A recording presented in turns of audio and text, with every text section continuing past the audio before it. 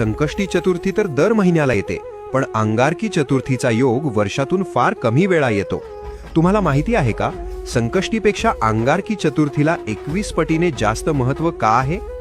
जेव्हा संकष्टी चतुर्थी मंगळवारी येते तेव्हाच तिला अंगारकी म्हटले जाते. याचे कारण पुराणात आहे. अंगारक म्हणजेच मंगळ ग्रह. अंगारकाने गणपतीची हजारो वर्षे कडक तपश्चर्या केली होती.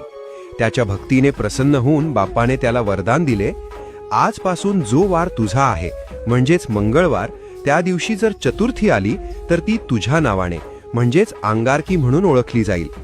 या दिवसाचे महत्त्व खूप मोठे आहे. शास्त्र सांगते की वर्षभर येणाऱ्या सर्ण संकष्टी केल्यावर जे पुण्य मिळते ते पुण्य फक्त एक अंगारकी केल्याने मिळते.